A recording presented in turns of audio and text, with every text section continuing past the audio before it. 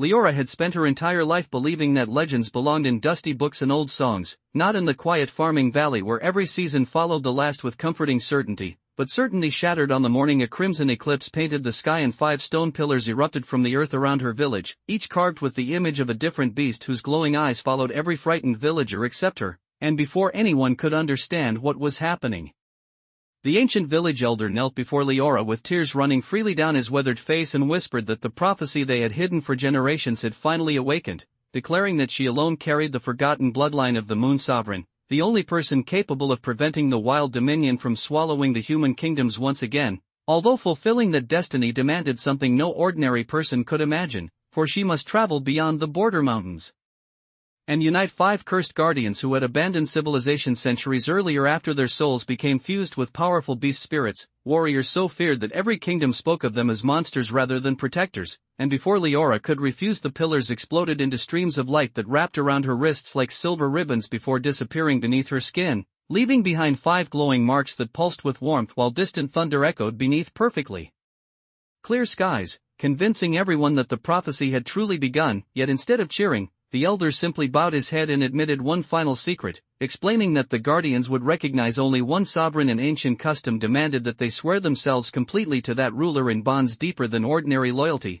a sacred union that later generations had simplified into the phrase beast husbands even though its true meaning involved shared destinies, shared burdens, and lives forever intertwined. Words that embarrassed Leora less than they confused her because she had never even left her valley, let alone imagined becoming responsible for 5 legendary warriors. But there was no time to argue after the earth trembled again and enormous shadows circled above the clouds, forcing the villagers into panic while the elder pressed an old compass into her hands and urged her to leave before darkness found her first, so with only a traveling cloak, a weathered satchel, and more questions than courage, Leora crossed the village bridge as her childhood home disappeared behind morning mist, unaware that every step carried her closer to people who no longer believed kindness existed, her first destination being Black Pine Forest where the wolf guardian supposedly ruled over creatures that feared neither arrows nor fire, and after days of lonely travel through changing landscapes of rivers, cliffs, abandoned shrines, and bustling roadside towns where travelers nervously discuss livestock vanishing overnight, Leora entered the forest expecting immediate danger but instead encountered profound silence broken only by distant howls that never seemed to approach, until she discovered a wounded wolf caught inside an iron hunting trap, its silver fur stained dark with blood, and despite every warning she had heard she knelt carefully beside the trembling animal, speaking softly while freeing its crushed paw even though its bright golden eyes never left her face, then watched in astonishment as the injured creature stepped backward, shimmered beneath moonlight filtering through the trees, and transformed into a tall young man with long silver hair, amber eyes, and a scar running across one cheek, his expression balancing irritation with disbelief as he flexed his healed hand where the wolf's injured leg had been. Humans usually tighten traps, he said without gratitude. They rarely remove them. Leora blinked twice before managing to answer. You look like you were in pain. The stranger stared for several silent moments before laughing. Unexpectedly, not warmly but with genuine surprise. That may be the strangest reason anyone has ever risked entering my territory. He introduced himself as Kale, first guardian of the wolf spirit, then immediately informed her she should leave before sunset because he disliked visitors. But when Leora revealed the glowing mark upon her wrist, his amused expression vanished completely and the forest itself seemed to inhale as countless wolves emerged from between the trees, surrounding them. Without aggression, every animal lowering its head toward her, Kale cursed beneath his breath before walking away without another word, forcing Leora either to follow or become hopelessly lost. And over the following days she learned that Kale's reputation for savagery concealed exhausting responsibility because he constantly defended nearby villages from creatures emerging through mysterious cracks appearing across the wilderness, accepting no thanks afterward because frightened survivors always screamed monster before remembering protector, an unfair pattern that had hardened him into someone who expected rejection before conversation even began. Yet Leora refused to treat him like a beast, criticizing his terrible cooking, laughing when he pretended indifference toward wolf pups climbing onto his shoulders, and insisting that protecting others did not require isolating himself forever. Conversations he dismissed with sarcastic remarks that gradually lost their sharpness until one evening he admitted he could no longer remember the last time someone argued with him simply because they cared whether he ate properly, and although he never formally accepted her mission, he quietly packed supplies before dawn and walked beside her when she resumed traveling east, pretending coincidence while every wolf in the forest watched them depart with calm approval, their next destination leading across endless grasslands where violent storms rolled across open skies with terrifying speed until they reached the ruins of Skyfang Fortress balanced upon towering cliffs, legendary home of the Eagle Guardian whose pride supposedly exceeded even his unmatched skill in battle. But instead of finding an arrogant warrior, they found the fortress under siege by masked mercenaries wielding strange black weapons capable of draining magical energy from stone itself. And before Leora understood the situation, Kale rushed into combat while arrows rained from shattered walls. Wolves answering his howl from impossible distances as the attackers unleashed chained beasts twisted by unnatural experiments, transforming the battlefield into frantic chaos where claws, steel, and collapsing towers filled the air with deafening violence. Leora sheltered frightened servants trapped beneath broken beams before discovering an elderly scholar hiding precious scrolls inside underground archives, who revealed the mercenaries served an organization called the Hollow Crown dedicated to capturing every guardian before the prophecy could unite them. Information interrupted when part of the ceiling collapsed, forcing Leora to drag the scholar through smoke-filled corridors while Kale held back overwhelming enemies alone, only for a brilliant gust of wind to blast open the fortress gates as an armored figure descended from the highest tower with enormous spectral wings spreading behind him. His name was Aaron, second guardian, whose elegant confidence contrasted sharply with Kale's blunt practicality, and although he effortlessly scattered the invaders with blades dancing through the storm, he criticized everyone afterward for allowing enemies inside his fortress in the first place, including himself, prompting Kale to mock his endless speeches until the two nearly started another fight despite having survived the battle together, leaving Leora exasperated as she discovered these legendary guardians behaved less like mythical heroes and more like stubborn brothers who had forgotten how to cooperate. Yet Aaron became intrigued after witnessing Leora repeatedly prioritize rescuing strangers over protecting herself, questioning whether compassion was courage or recklessness, a discussion that continued throughout their journey toward the southern deserts where rumors claimed the Lion Guardian ruled a hidden oasis city invisible to ordinary travelers. But crossing the desert introduced entirely different dangers because scorching days gave way to freezing nights while illusions created phantom caravans leading explorers toward deadly sinkholes, forcing the growing group to rely upon each other's strengths rather than individual pride. Kale tracking invisible scents carried by the wind while Aaron navigated according to stars concealed behind shifting magical mirages, and Leora deciphered clues hidden inside the ancient compass, eventually revealing a concealed valley filled with waterfalls, flowering trees,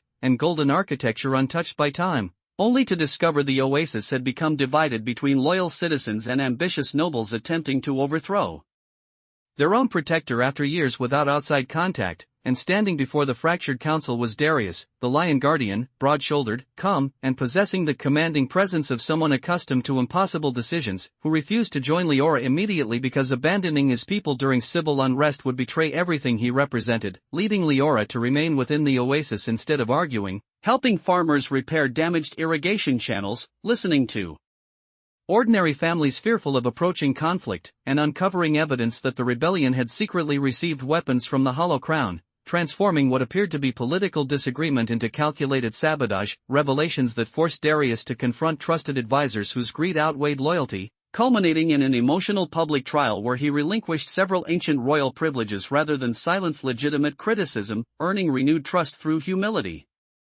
instead of intimidation, a choice that impressed even cynical Kale, while Aaron privately admitted he would have solved the crisis far less patiently. And when peace finally returned, Darius accepted Leora's invitation not because prophecy demanded it but because she had reminded him that leadership meant serving beyond one's own borders. Yet before the newly strengthened companions could celebrate their growing alliance, a messenger hawk crashed into Aaron's shoulder carrying only a bloodstained fragment of cloth embroidered with the symbol of the Serpent Guardian and a single desperate sentence written in fading ink: "Do not come unless you are prepared to lose everything." The message silenced every conversation around the campfire as the flickering flames reflected across four very different faces. Kale immediately reached for his sword with the instinct of someone expecting an ambush. Aaron unfolded the torn cloth several times searching for hidden markings. Darius remained motionless while weighing every possibility before speaking, and Leora quietly studied the dried blood along the edge of the fabric, noticing that it had soaked through from only one side, suggesting the writer had been injured rather than the messenger alone. "This isn't a warning to stay away," she finally said. "It's a warning that whoever sent this believes we're walking into a trap they couldn't escape." None of the Guardians argued. By sunrise they were already traveling toward the eastern marshlands, a place avoided even by experienced merchants because strange lights lured travelers into deep water and entire expeditions disappeared without leaving behind a single body.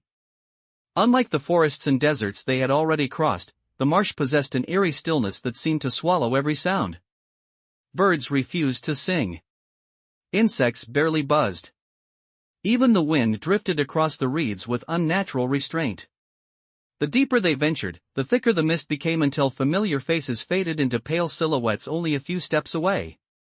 Cale's heightened senses, normally dependable, grew unreliable as countless scents overlapped into confusing layers. Aaron's sharp eyesight became almost useless beyond several meters. Darius repeatedly marked trees with his blade only to discover the same marks appearing ahead of them as though the swamp itself rearranged its paths. Leora realized the marsh was not merely confusing them but actively responding to their presence. During the second night, strange voices began calling each traveler by name from somewhere beyond the fog. Cale heard his long-dead younger sister asking why he had never returned home. Aaron listened to the commanding voice of his former master accusing him of abandoning his duty. Darius heard citizens from the oasis begging him not to leave again. Leora alone heard her mother's gentle laughter, a sound she had not heard since childhood, followed by a familiar invitation asking her to come home because the journey was over. Tears immediately filled her eyes before she clenched both hands until her nails dug painfully into her palms. "None of us answer," she said loudly enough for everyone to hear. "Not one word." The voices became louder, more emotional, more convincing, but each member of the group endured the temptation in silence until dawn finally scattered the illusions. Their reward came only hours later when dozens of pale figures emerged from the water carrying broken weapons and rusted armor. At first glance they resembled ghosts, yet Cale noticed their feet left footprints in the mud. They were living people whose minds had been shattered after wandering the marsh for years. Instead of attacking immediately, the strangers surrounded the travelers with exhausted expressions, watching them almost curiously. An elderly woman stepped forward holding a cracked lantern. "Another prophecy," she whispered. "Another group certain they will succeed." Leora approached without raising her weapon. "What happened here?" The old woman pointed toward the center of the marsh where a lonely mountain rose from the water like the spine of some sleeping giant. "The Serpent Guardian trusted the wrong people. Since then nobody leaves unchanged." Before she could explain further, an enormous explosion echoed across the wetlands as black smoke climbed into the sky. The survivors scattered in terror. Cale sprinted toward the blast without waiting for orders while the others followed across unstable bridges of tangled roots until they reached a hidden fortress built directly into the mountainside. Unlike every ancient structure they had encountered before, this fortress showed signs of recent occupation. Supply wagons stood abandoned near shattered gates. Defensive towers burned fiercely. Soldiers wearing the hollow crown insignia fought desperately against masked assassins wearing the same symbol, each faction slaughtering the other without hesitation. "They're killing their own people," Aaron said in disbelief. Darius studied the battlefield carefully. "No," he answered. "They're eliminating witnesses." Before anyone could react, the ground beneath the fortress split open. Massive stone chains erupted from underground, wrapping themselves around the entire mountain while crimson energy spread through ancient carvings hidden beneath centuries of moss. The structure itself began collapsing inward. Cale and Darius rushed to rescue trapped civilians while Aaron carried injured defenders away from falling towers using his spectral wings. Leora forced her way toward the central hall where she sensed one of the glowing marks upon her wrist growing unbearably hot. Inside she discovered not a throne room but an enormous underground laboratory filled with shattered glass chambers, strange alchemical equipment, and hundreds of scrolls scattered across blood-stained floors. Standing at the center was a man dressed entirely in black robes, calmly gathering documents despite the collapsing ceiling. His silver mask concealed everything except cold gray eyes. "I've been expecting you," he said without surprise. "You arrived 3 days earlier than predicted." Leora instinctively stepped backward. "Who are you?" "Someone who once believed the prophecy could save the world." He casually tossed several scrolls into the fire before continuing.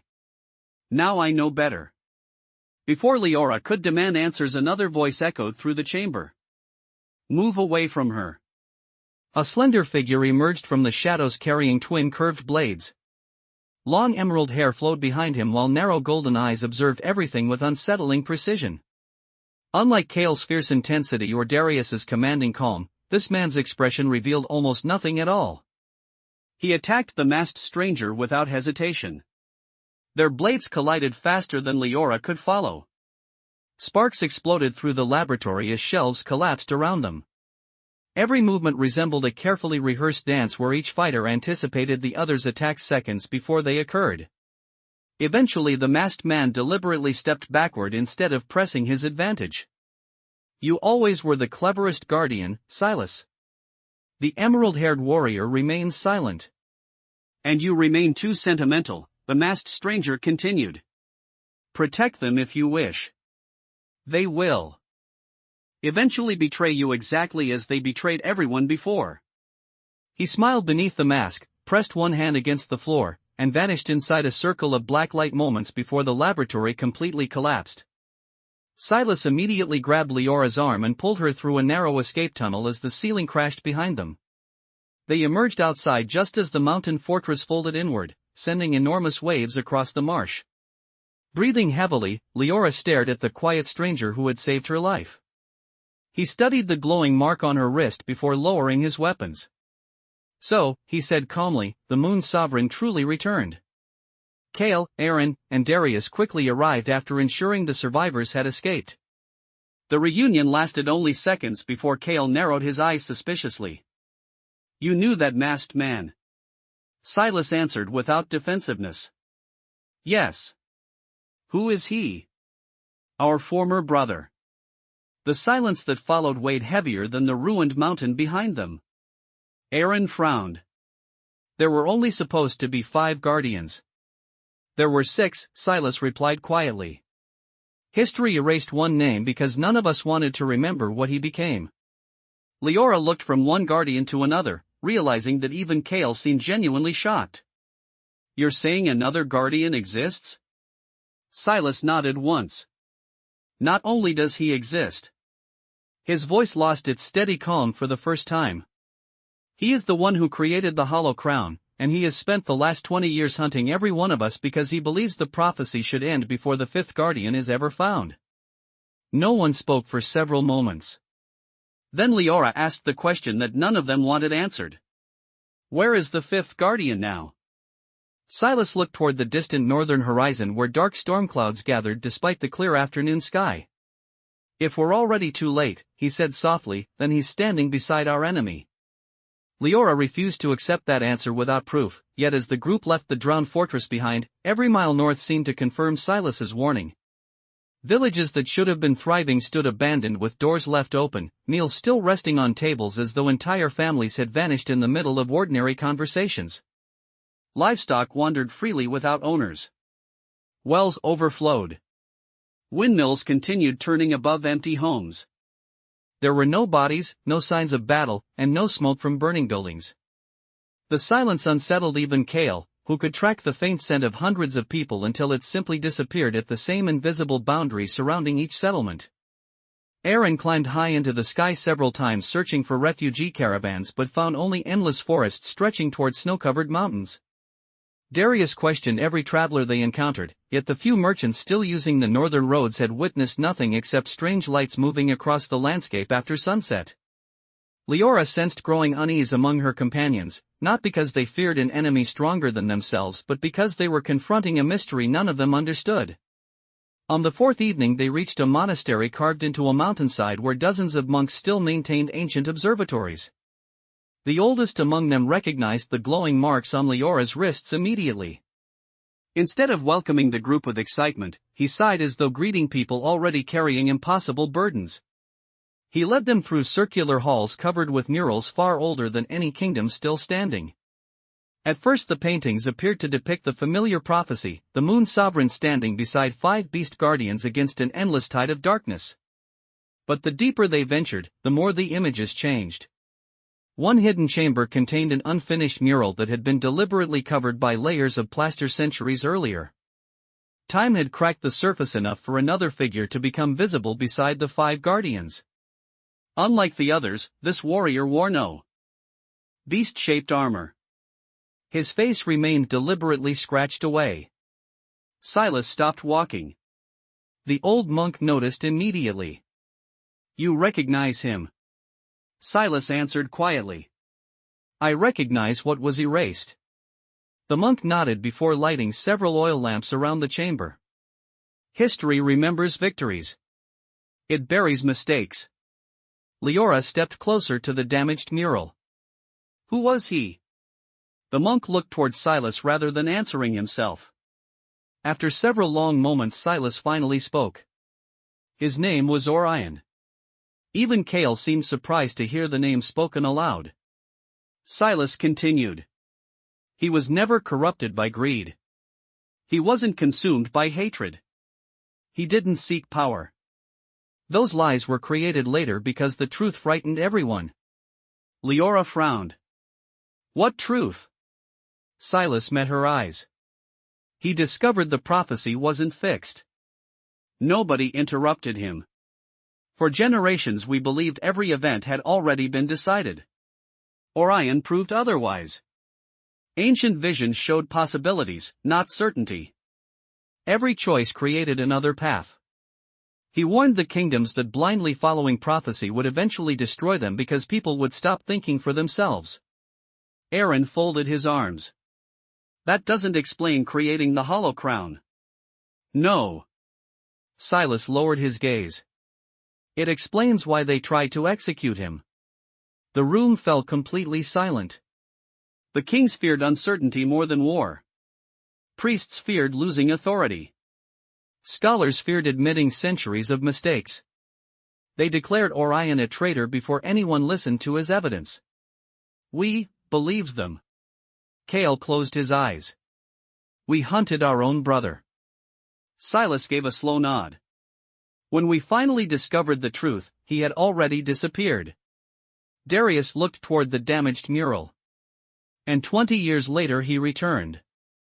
As someone determined to destroy the prophecy itself. Leora absorbed every word while staring at the scratched face on the ancient wall. For the first time since leaving home she questioned whether the destiny everyone expected her to fulfill truly deserved blind obedience. Their conversation ended abruptly when bells echoed through the monastery.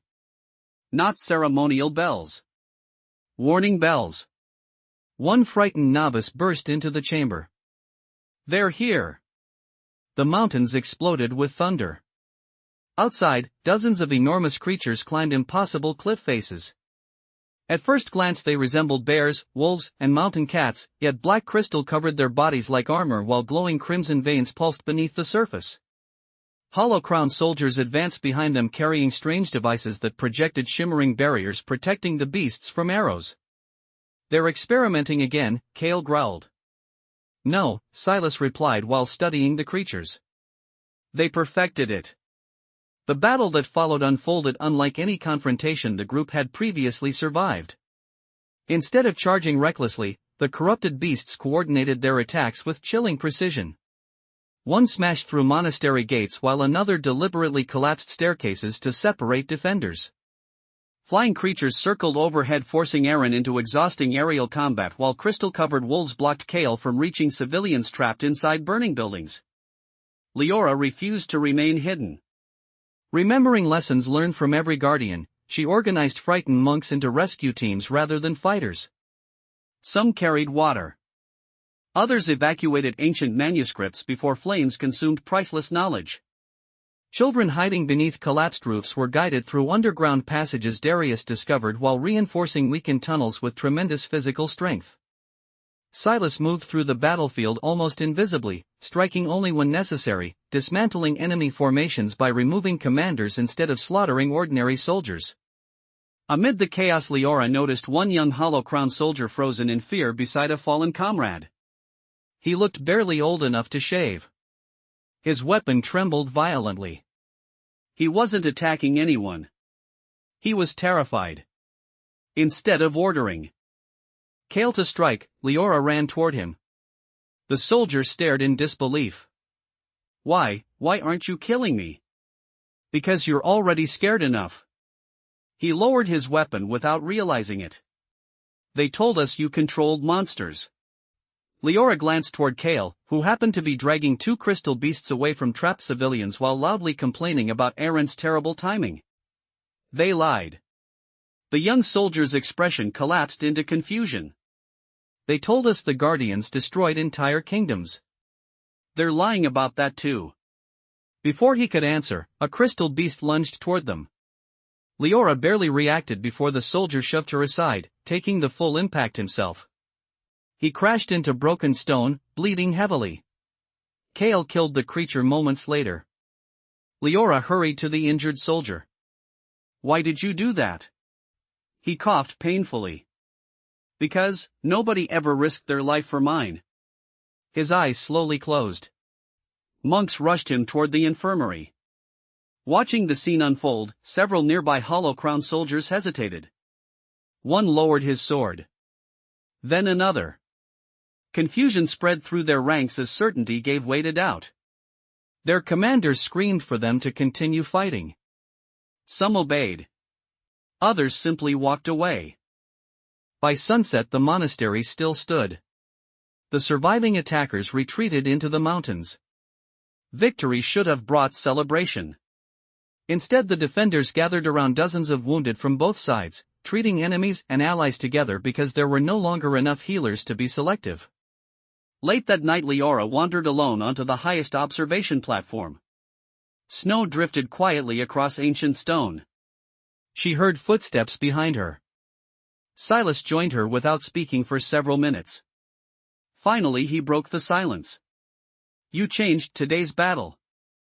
"I only helped people." "You changed something far more dangerous." He looked toward distant mountain passes where retreating torches disappeared into darkness. Soldiers questioned the stories they'd believed for years. Doubt spreads faster than fear. Leora leaned against the frozen railing. "If Orion wanted people to think for themselves, maybe that's how this ends." Silas gave a faint, almost invisible smile. "Perhaps." Before either could continue, the ancient observatory beneath them began shaking. Not from an earthquake. From machinery. Stone circles hidden beneath centuries of dust slowly rotated into alignment. One by one, forgotten mirrors turned toward the night sky. Moonlight gathered into a single brilliant beam that projected a map across the mountain air. The image displayed forests, rivers, kingdoms, and 5 brilliant lights representing the Guardians. Then a 6th light appeared. Unlike the others, it was moving rapidly. Straight toward them. A final line of glowing ancient text formed beneath the map. "When all 6 gather, the prison opens," the message faded. Every Guardian stared at the empty air. No one asked the obvious question immediately. Because all of them had reached the same terrifying conclusion. The prophecy had never said the 6 Guardians would gather to save the world. It had only said they would gather. And somewhere beyond the mountains, Orion was already coming to make sure that happened. Before dawn, none of them slept. The observatory's hidden mechanism had fallen silent after revealing its impossible message, yet its meaning echoed louder than any alarm bell. Kale spent hours pacing the monastery walls with restless energy, scanning the valleys below for movement that never appeared. Aaron climbed repeatedly into the freezing sky, returning each time with the same report: no armies, no smoke, no marching columns. Darius questioned the monks about forgotten records while Silas searched sealed archives beneath the observatory, hoping centuries-old manuscripts might explain what prison the prophecy described. Leora remained where the moonlight had touched the stone, replaying every event since she had left her village. The glowing marks on her wrists had always reacted to guardians, ancient relics, and hidden places, but this time they remained strangely calm, as though whatever had awakened beneath the mountain recognized her presence without urgency. Near midday, Silas emerged carrying a weathered wooden chest reinforced with tarnished bronze bands. The lock had already crumbled with age. Inside rested dozens of folded journals written by generations of astronomer monks who had secretly documented phenomena the official kingdoms had ordered erased. Most pages had deteriorated beyond recognition, but one leather-bound volume remained intact. "It isn't a prophecy," Silas said quietly. Everyone looked toward him. "It's a diary." The journal belonged to the chief architect who had designed the ancient prison thousands of years earlier. Unlike priests or kings, he described practical details rather than myths. The prison had not been built beneath a mountain or hidden inside a fortress. It had been woven into reality itself, anchored by 6 living guardians whose combined power maintained an invisible barrier surrounding an entity the architect never named directly. Every few centuries the barrier weakened naturally. During those moments all 6 guardians had to willingly gather at a single location to strengthen the seal. Aaron frowned. That sounds completely different from the stories we inherited. It is. Silas turned another page. The stories changed after the kingdom seized control of the archives. Darius read over his shoulder. The architect keeps referring to the witness. Leora repeated the unfamiliar title. The witness. Silas nodded. He never calls it a monster. Cale folded his arms. Maybe because it wasn't. Before anyone could speculate further, the monastery's youngest novice rushed into the chamber so quickly he nearly slipped across the polished floor. There's someone outside. The guardians exchanged silent glances. No alarms had sounded. No defenders had reported intruders. Cale reached the gate first.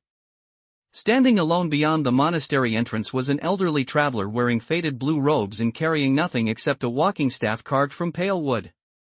His white beard reached nearly to his waist. His sandals were cracked from years of travel. He smiled warmly as though arriving at an old friend's home instead of a fortress preparing for war. "I've walked a very long way," he said pleasantly. The monks instinctively relaxed. Cale did not. "Who are you?" "My name no longer matters." The old man looked directly at Leora. "I came because the Moon Sovereign finally awakened." Silas immediately stepped between them. "State your purpose." The traveler sighed almost affectionately. "You've become suspicious of everyone, Silas." Silas froze. "You know my name. I knew all of yours." For the first time since meeting him, genuine uncertainty crossed Silas's face. The traveler slowly lifted his sleeve. On his forearm rested 6 faded scars arranged in the exact pattern of Leora's glowing marks. "I carried them once." Nobody moved. Leora stepped forward cautiously. "You're another sovereign?" The old man shook his head. "No." His smile grew melancholy. "I was the last one." The revelation struck harder than any weapon. The prophecy never said every sovereign succeeded. He accepted the shocked silence before continuing. "I failed." Hours later the traveler sat with them inside the monastery library, calmly drinking tea while explaining a history none of them had ever heard. Nearly 70 years earlier he had gathered the guardians of his era exactly as Leora was doing now. They had reached the prison. They had renewed the seal.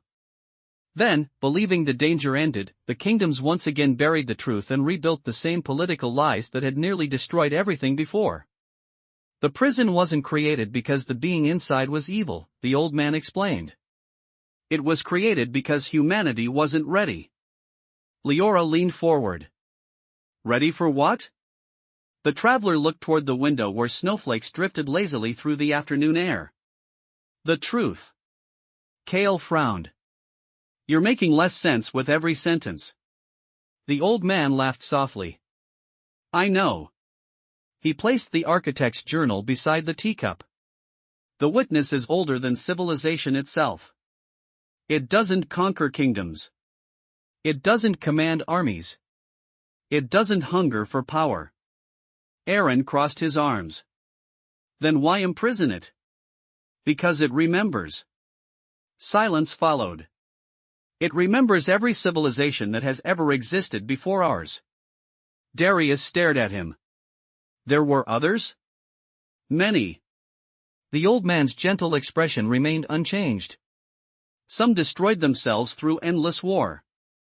Others exhausted their lands. Some surrendered every decision to prophecy until they forgot how to choose anything independently." Leora slowly realized where the conversation was leading. "The witness remembers every mistake." "Exactly. It cannot force humanity to change." "No. It only tells the truth." "Yes." Kale looked completely unconvinced. People locked away the truth? They locked away certainty. The old traveler folded his hands. Every civilization reacts the same way. When people discover they are repeating ancient failures, many refuse to believe it. Leaders fear losing authority. Nations fear admitting they are not unique. Silas quietly closed the journal. So instead of listening, they imprisoned the messenger. Nobody spoke for several moments. Finally Aaron broke the silence. If that's true. He stopped halfway through the sentence. Then Orion. The old man nodded. He found fragments of the original history. He wants to free the witness. Yes. Darius looked troubled. And you stopped him. I tried. Was he wrong? The old man answered without hesitation. No. The room fell completely silent. But he was impatient. The traveler looked at Leora. He believed revealing the entire truth at once would awaken humanity. It didn't? It started wars before a single lesson could be understood. He lowered his eyes. Fear spreads faster than wisdom. Outside, monastery bells suddenly rang again. This time not because of an attack. Because a single rider approached carrying a white banner. The exhausted horse collapsed moments after reaching the gate. Its rider stumbled forward, bleeding from dozens of shallow wounds. He wore hollow crown armor. Yet instead of reaching for a weapon, he fell to one knee before Leora. They're moving tonight. His breathing became ragged. The northern pass. Kale caught him before he collapsed completely. The soldier gripped Leora's sleeve with surprising strength. Our commander ordered us to kill everyone, villages, our own families. His eyes filled with tears. He said. Lord Orion doesn't know. Silas immediately leaned closer. What do you mean he doesn't know? The soldier struggled for breath.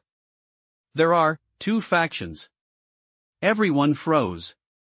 What? Our commanders. He whispered.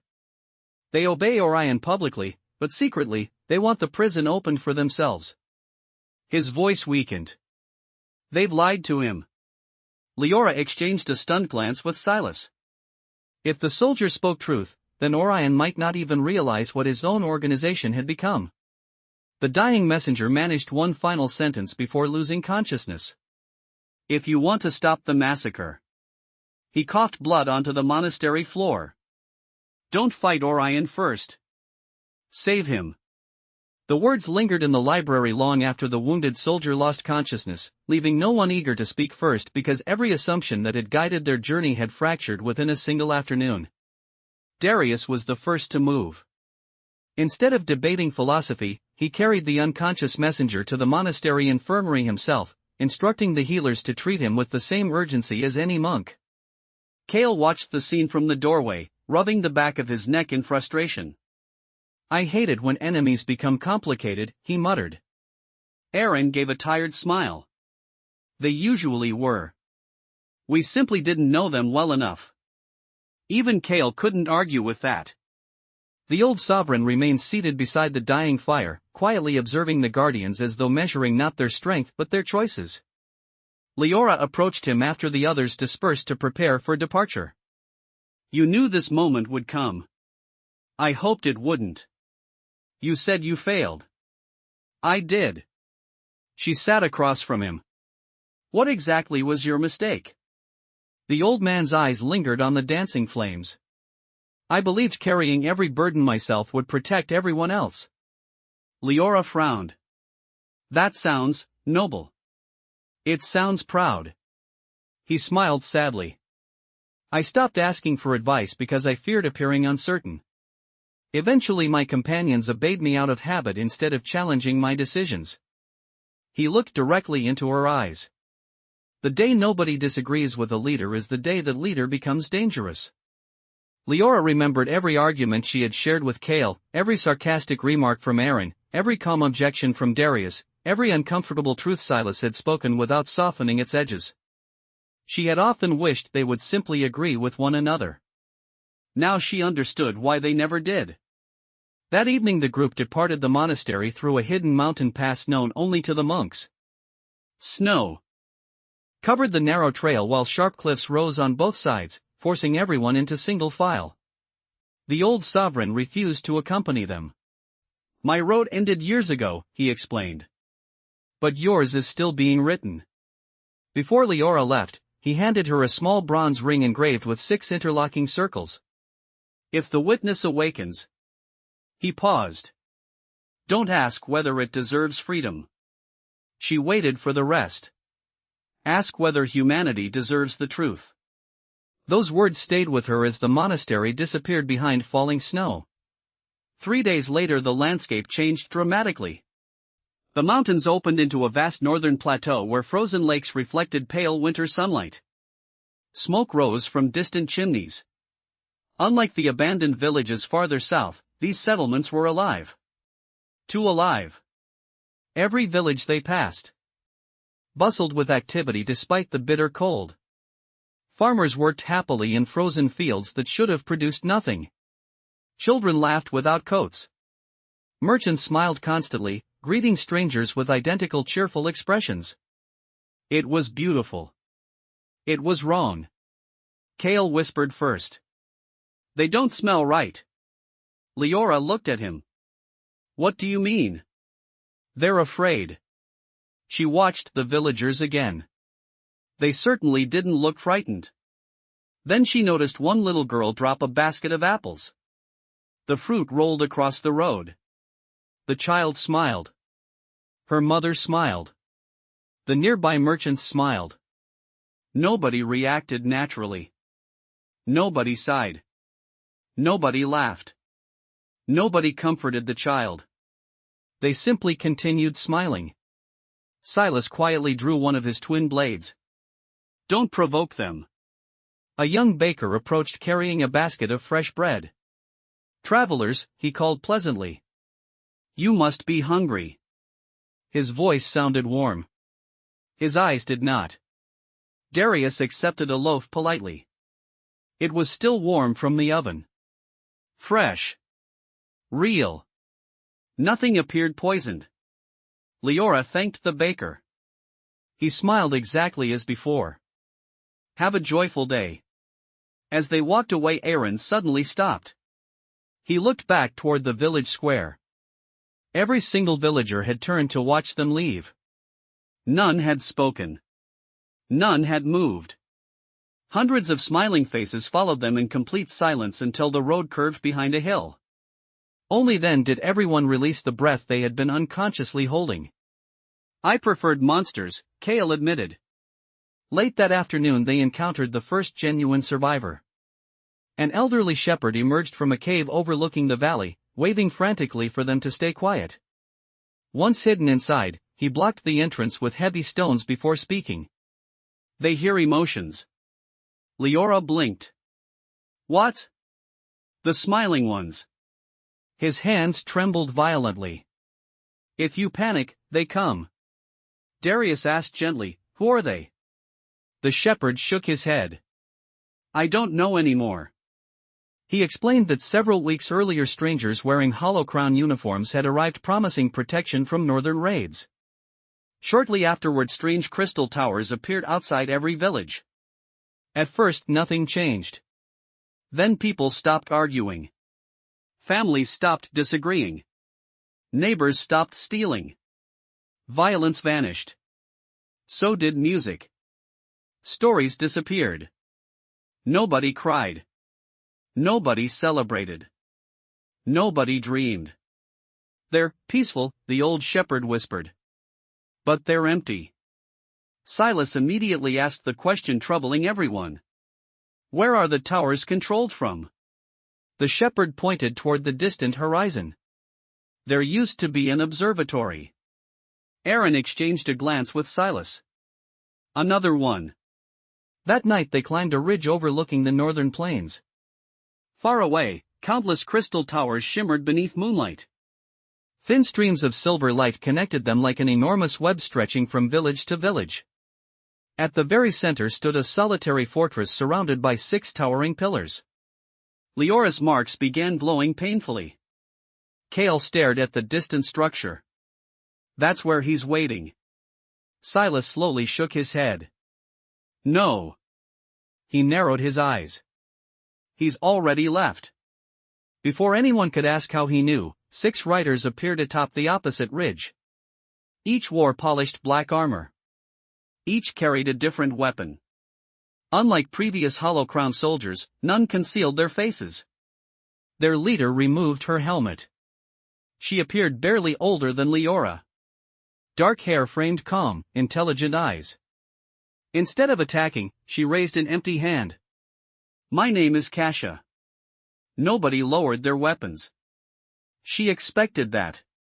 I serve Lord Orion. Kale growled. We're not interested. I know. She remained perfectly composed. That's why I came alone. Leora stepped forward. The soldier at the monastery said Orion doesn't know what his commanders are doing. Kasha nodded immediately. He was telling the truth. Silas watched her carefully. Why should we believe you? Because if Orion learns what they're planning. For the first time, genuine fear crossed her face. He'll try to stop them himself. Aaron frowned. Wouldn't that help us? Kasha looked at each guardian in turn.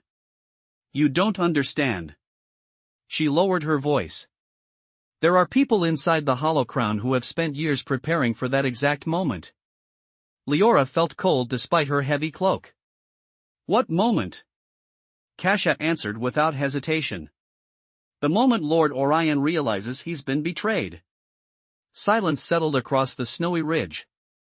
Then Kasha spoke the sentence none of them expected. They don't want the witness. They don't want the prophecy. They don't even want power. She looked directly at Leora. They want Orion to break the final seal with his own hands. Because only a guardian can survive what comes out. The frozen lake shattered in widening circles as black crystal spread beneath the surface like cracks racing through glass. Orion remained suspended above the ice, bound by crimson chains that had erupted from deep below the earth. He did not struggle wildly. Instead, he examined the chains with the calm focus of a scholar confronted by an unexpected equation. So this is your design, he murmured. His voice carried clearly across the plain. General Vare laughed, the sound echoing from every crystal tower at once. It took 18 years. The towers pulsed together. You taught me patience. Leora stepped onto the ice before anyone could stop her. Kale caught her arm. Don't. If we wait, he'll die. If you rush in, all of us might. Darius placed one hand on Kale's shoulder. Look. They followed his gaze. None of the chains were tightening. None were crushing Orion. They were pulling. Very slowly. Downward. Toward the center of the lake. Silas immediately understood. They're lowering him. Into the seal, Aaron finished. Kasha drew a hidden dagger from her boot. There has to be an anchor. She sprinted across the ice. Halfway there, the frozen surface erupted around her. Dozens of armored figures burst upward through concealed crystal tunnels. Not ordinary Hollow Crown soldiers. These wore polished white armor marked with 6-pointed emblems. Their movements were perfectly synchronized. Without speaking a single word, they surrounded Kasha. She fought like someone who had survived impossible odds for years, weaving between coordinated attacks with astonishing precision, but every opponent she disarmed was instantly replaced by another stepping into formation. They're delaying us, Kale growled. Then let's disappoint them. He transformed before Leora's eyes more completely than ever before. Silver light engulfed his body. His human outline expanded.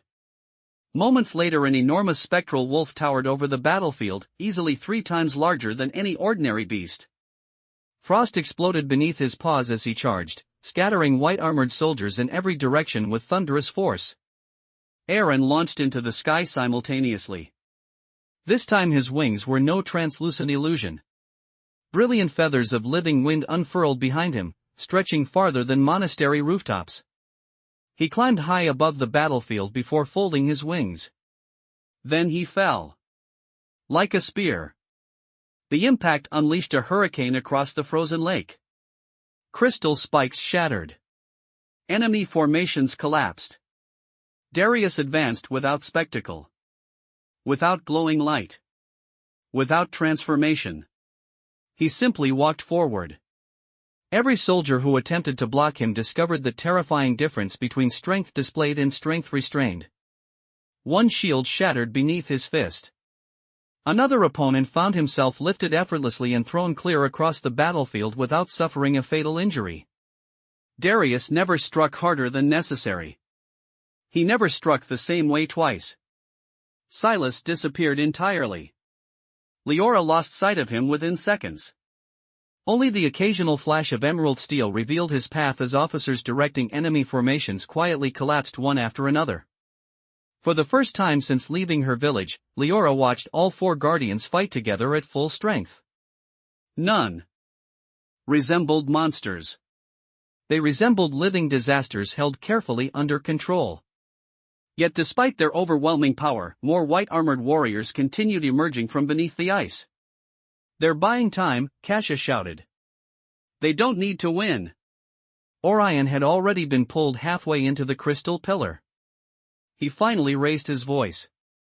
"Leora!" She looked toward him. "Do not break these chains." She stared in disbelief. "What?" "They're part of the seal." General Vare laughed again. "Still solving puzzles while you drown." Orion ignored him. "If you destroy them carelessly." His expression sharpened. "The prison opens immediately." Leora's mind raced. Destroying the chains would fail. Leaving them untouched would also fail. There had to be another answer. Her glowing marks suddenly burned hotter than ever before. The bronze ring given by the old sovereign vibrated inside her pocket. She pulled it out instinctively. The 6 engraved circles began rotating around one another. Not physically. Magically. The ring floated from her hand. Every guardian's mark answered. Kale stopped fighting for a heartbeat. Aaron looked down from the sky. Darius lowered his fists. Silas emerged from the shadows. Silver threads of light stretched from each guardian toward the floating ring. Then a 6th thread reached Orion.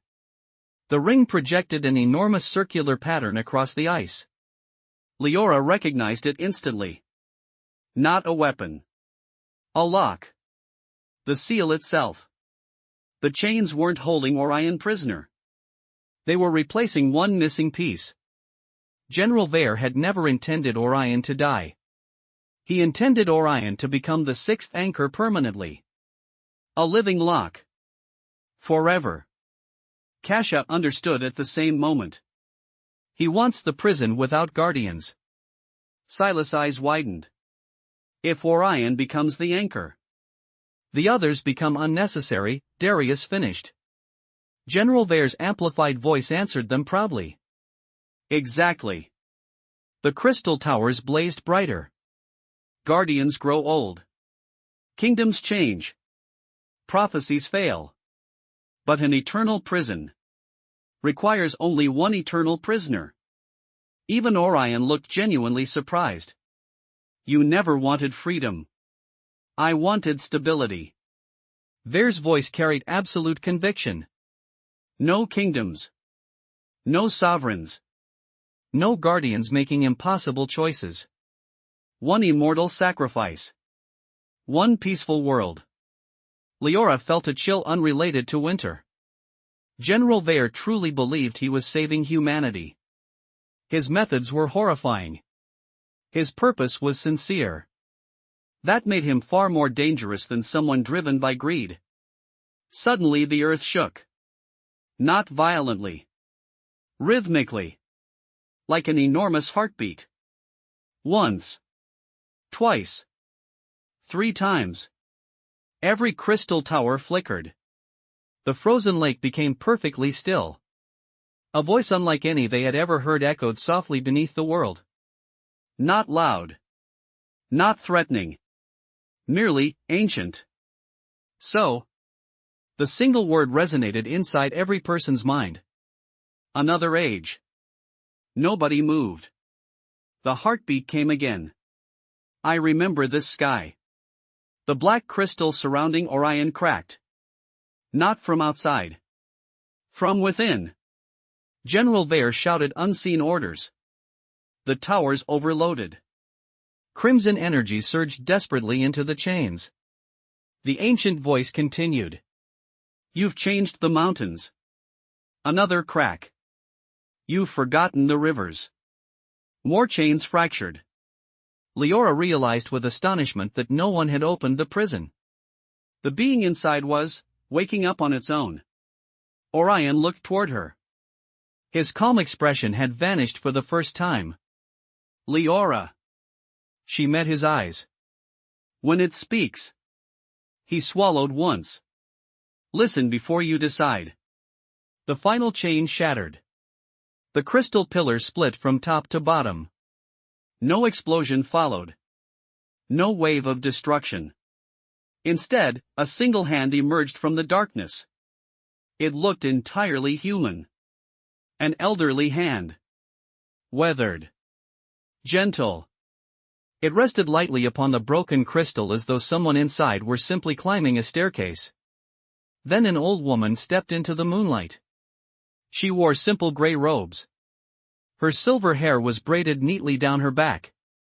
Deep laugh lines framed kind eyes that slowly surveyed the battlefield with unmistakable curiosity. She looked at the snow. Then the mountains. Then the stars. Finally she smiled. Oh. Her voice carried quiet delight. You remembered the moon. She turned toward the stunned armies surrounding the lake. I was afraid you'd forgotten everything. Not a single weapon moved. The battlefield that had moments earlier thundered with steel, wind, claws, and crystal now stood frozen in absolute silence. White-armored soldiers forgot their formations. Hollow crown defectors stared without blinking. Even Kale, whose instincts had never failed him, could not decide whether to attack or kneel. The old woman looked around with genuine interest, as if she had awakened inside an unfamiliar garden rather than the center of a war. So many faces, she said warmly. None I recognize. Her eyes settled on Orion. And yet, one I almost do. Orion remained half-bound by the remnants of shattered crystal. He slowly stood, the last fragments falling away from his shoulders.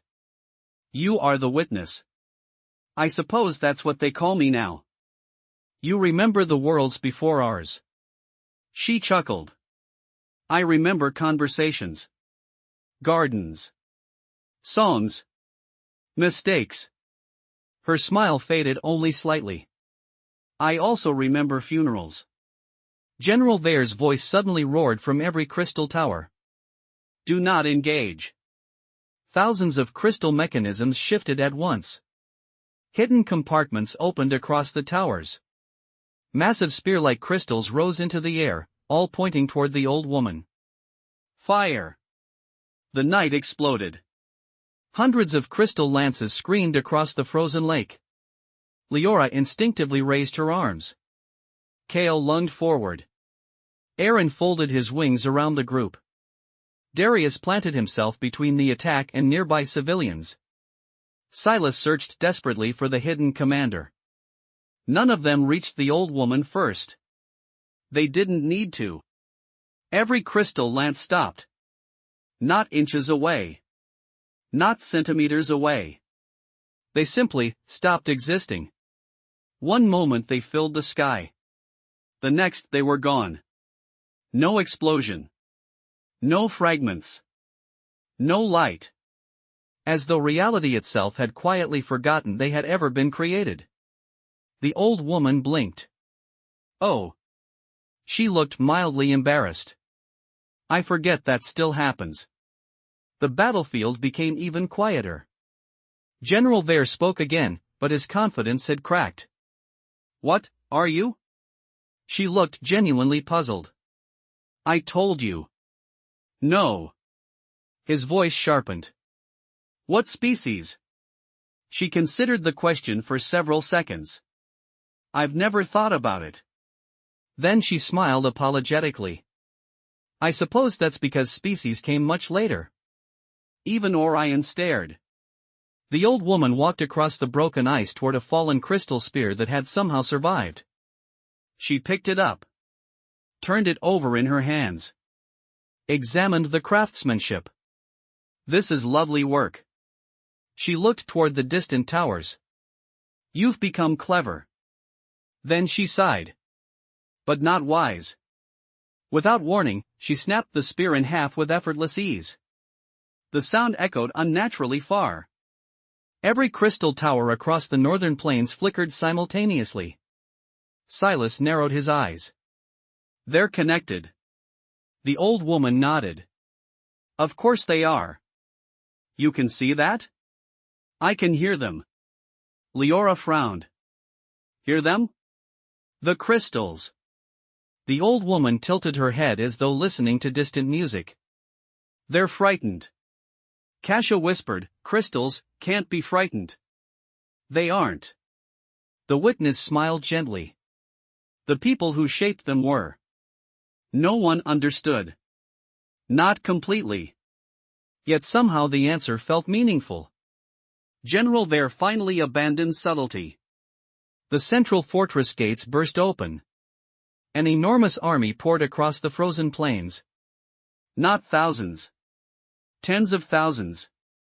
Rows upon rows of disciplined soldiers advanced beneath black banners while towering crystal constructs marched among them, each taller than fortress walls. The earth trembled beneath their synchronized steps. Kale let out a low growl. So much for avoiding another battle. The witness watched the approaching army without fear. Instead, she looked sad. So many children. Aaron stared. Children? They all are. She turned toward Leora. Would you mind terribly if I borrowed a moment? Before Leora could answer, the old woman gently touched 2 fingers against her forehead. The battlefield vanished. Leora stood somewhere else entirely. There was no snow. No fortress. No army. She found herself inside an endless library whose shelves disappeared beyond the horizon. Sunlight streamed through enormous windows despite there being no visible sky. Countless people wandered quietly between the shelves. Some wore clothing unlike anything Leora had ever seen. Others looked almost familiar. None acknowledged her directly. The witness walked beside her, appearing decades younger in this strange place. Where are we? My memory. Leora slowly turned in wonder. All of this? A small corner. Books floated gently through the air, arranging themselves without human hands. Children laughed somewhere. Beyond the shelves. Music drifted from distant rooms. Everything felt impossibly peaceful. You imprisoned this? The witness shook her head. No. She led Leora toward a balcony overlooking an endless city.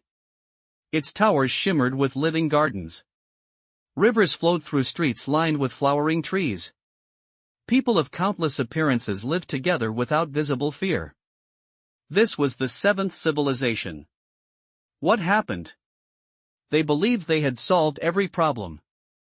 The city slowly changed. Gardens withered. People stopped speaking to strangers. Doors closed. Walls rose. Knowledge became property. The sunlight dimmed. They became afraid of losing perfection. The vision dissolved. Another appeared. A civilization built beneath oceans. Then one among floating islands. Then another stretching across deserts of red crystal. Each magnificent. Each different. Each ending differently. War. Pride. Complacency. Fanaticism. Blind certainty. Blind freedom. Every collapse unique. every beginning hopeful. Leora's chest tightened. Did they all fail? The witness looked out across the impossible library. No. Leora looked at her in confusion. They ended. That's different. She smiled softly. Everything ends. Another vision appeared. Not a civilization. A single family sharing dinner. Children laughing. Grandparents telling stories. The years passed. The children grew old. The grandparents disappeared. New children arrived. Life continued. They weren't failures because they ended. The witness's voice carried immense tenderness. They mattered because they lived. Leora felt tears forming. Then why tell humanity all this? Because every age believes it's the first to suffer. The witness gently placed one ancient book into Leora's hands. Its pages were blank. What is this? The story your civilization hasn't written yet. Leora looked up. Can it change? The witness laughed. I certainly hope so. The library began fading. The battlefield returned. Only a heartbeat had passed. Nobody seemed aware Leora had been gone. Except Orion. He looked at her carefully. You saw. She nodded slowly. I saw enough. General Vare's army had nearly reached the lake. Crystal giants raised their weapons. Archers prepared to fire. The witness looked toward the advancing soldiers. Then, unexpectedly, she began walking toward them. Alone.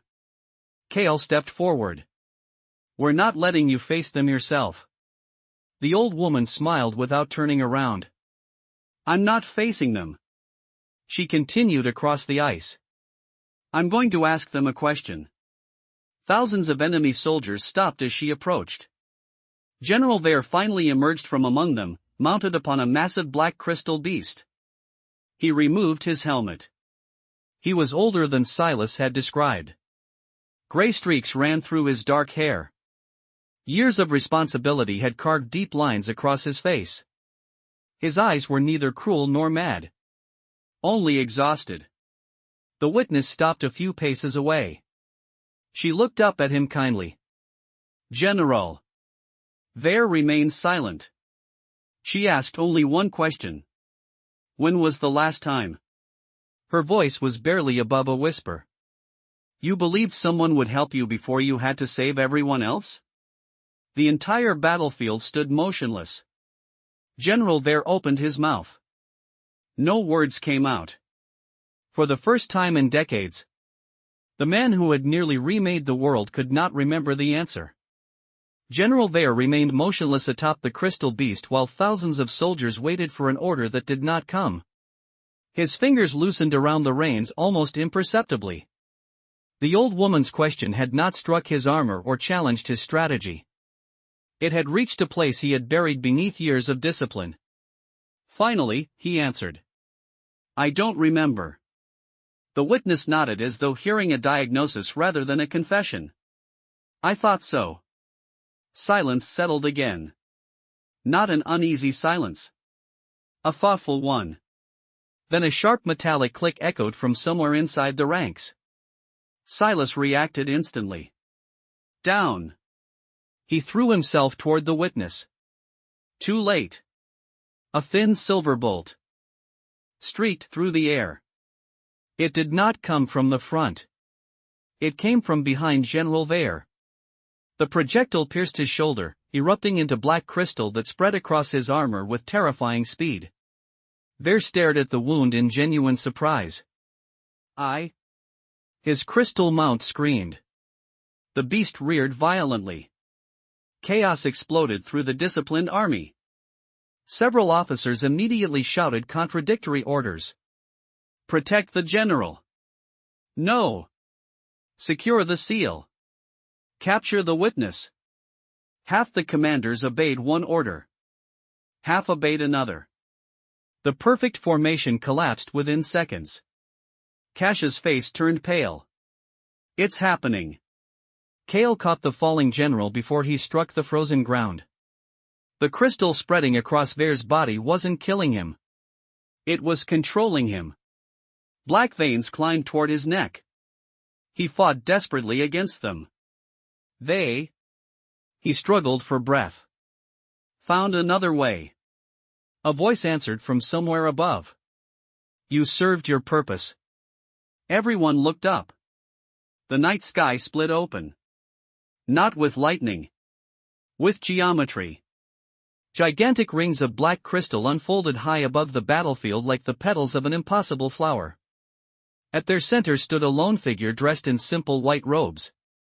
No armor. No weapons. No insignia. The stranger slowly descended without touching the air beneath his feet. He appeared surprisingly young. Perhaps 30. Dark skin. Silver eyes. Perfectly composed. Neither Orion nor Kasia recognized him. Neither did Silas. The witness did. She sighed. I wondered when one of you would arrive. The stranger smiled politely. I came as quickly as I could. Leora frowned. You know him? I know what he is. The stranger landed gently upon the ice. He bowed respectfully toward the witness. It has been a very long time. She returned the gesture. Longer for you than for me. The stranger finally looked toward everyone else. I apologize. His voice carried remarkable warmth. I realize this must seem confusing. Kale stepped protectively in front of Leora. Start explaining. The man smiled. I'll try. He glanced toward the endless crystal rings still floating overhead. My name is Elias. He paused. I was assigned to observe your civilization. Leora blinked. Assigned? Yes. By whom? The archivists. Nobody understood. Except the witness.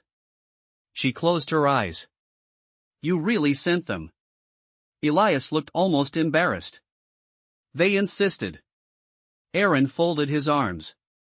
I have no idea what either of you is talking about. Elias nodded sympathetically. That's understandable. He pointed toward the stars. You believe your world is ancient. It isn't. He pointed toward the moon. You believe your history is unique. It isn't. Then he pointed gently toward the witness. You believe she is the oldest being in existence. A faint smile crossed his face. She isn't.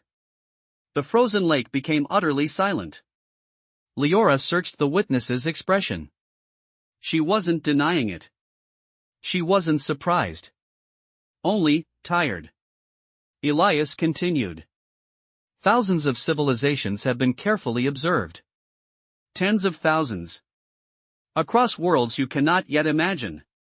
General Vare, still fighting the crystal infection, managed to whisper, You're lying. I wish I were. Elias knelt beside him. With a single touch, the spreading crystal simply dissolved. Vare gasped. The pain vanished instantly. Kale stared. You could have done that before. Yes. Then why didn't you? Elias answered without hesitation. Because I wasn't permitted to interfere. That answer infuriated Kale. Permitted? Correct. By who?